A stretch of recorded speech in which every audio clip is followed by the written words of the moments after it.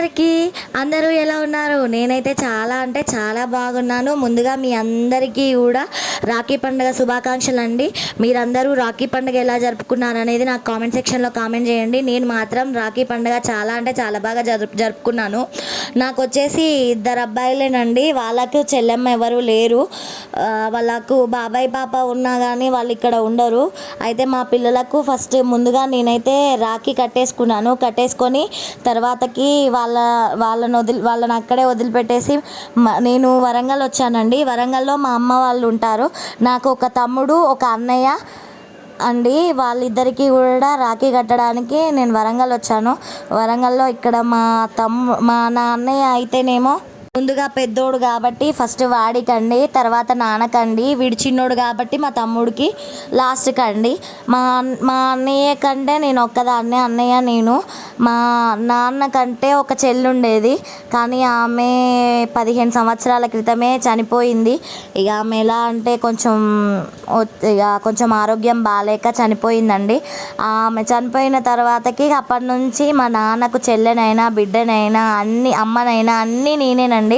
అందుకే ప్రతి రాఖీ పండగకి కూడా నేనే కడతాను. కానీ వాళ్ళ చెల్లె ఉన్నప్పుడు మాత్రం ఎవరిని కూడా రాఖీ కట్టనివ్వకపోయేదండి. వాళ్ళ అన్నయ్యని అంత బాగా చూసుకునేది. ఎంతైనా ఆమె చెల్లెలేని లోటు అయితే మా నాన్నకైతే చాలా తెలుస్తుంది. ఇంకా ఆమె పోయినప్పటి నుంచి నేను మా నాన్నకు చెల్లెలేని లోటు తెలియకుండా ప్రతి రాఖీ పండగకి నేనే రాఖీ కట్టేస్తానండి. ఆ తర్వాత ఇక మా నాన్నది అయిపోయిన తర్వాత మా తమ్ముందండి. విడిచినోడు అంటే తమ్ముడు అంటే మా ఓన్ కాదు, కానీ సొంత తమ్ముని కంటే ఎక్కువ కూడా. నాకు ఇంకా చెప్పాలంటే మా అన్నయ్య నాన్న తర్వాత వాడే. ఎందుకు అనంటే అక్క ఇది తమ్ముడు ఇది ప్రాబ్లం అని అంటే వితిన్ 10 సెకండ్స్లో ఉంటాడండి. అందుకే అంత ఇష్టము మా తమ్ముడు అంటే చాలా మంచోడు. తర్వాత ఇక మా అమ్మకి ఎవరు ఉన్నారు? మా అమ్మకు నేను కూడా కట్టేశాను రాఖీ. మా అమ్మకు అయిపోయిన తర్వాతకి మా అమ్మ వాళ్ళ సిస్టర్కి కూడా ఎవరు లేరు, ఆమెకు కూడా నేనే కట్టేశాను రాఖీ. ఆ తర్వాతకి ఇంకా మా అమ్మకి రాఖీ కట్టడం అయిపోయిన తర్వాతకి ఎప్పుడు మొదలు ఎవరెవరు ఎంతెంత కట్నాలు చదివిపిస్తారు అనేది. మెయిన్ కట్నాలు చదివించడం కంటే కూడా వాళ్ళు నా కాళ్ళు మొక్కడం అంటే అక్క చెల్లె అన్న ఫీలింగ్తోని వాళ్ళు నా కాళ్ళు మొక్కడం లాంటివి చేస్తారు. వాళ్ళు ఎంత మనస్ఫూర్తిగా కూడా నా చెల్లె నా అక్క అన్న ఫీల్తోని మొక్కుతారు. ఇంకా అందరం సంతోషంగా మాట్లాడుకొని అందరం ఇంకా పనంతా చేసేసుకొని ఇంకా కట్నం ఎంత ఇచ్చారు అనేది లెక్క మాత్రం ఉండదు. మేము ఎందుకంటే అట్లా చూసుకోకుండా హారతి పళ్ళెంలో పెట్టి నన్ను మంచిగా ఆశీర్వదించు,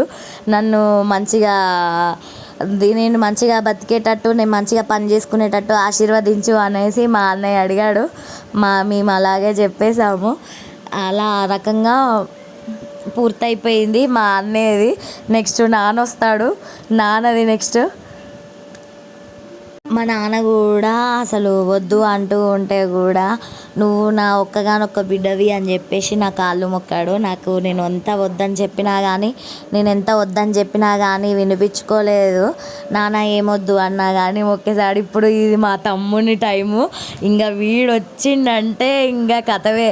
ఏమని మొక్కాలి ఏం చెప్పాలో కూడా వాడే చెప్పేస్తాడు. అంత బాగుంటుంది వాడితోని కామెడీ. మా ఇంట్లో ఉన్నవాడిలాగానే ఉంటాడు. మా ఇంట్లో కనుక రాఖీ పండుగ మీకు నచ్చితే ప్లీజ్ సబ్స్క్రైబ్ చేసుకోండి.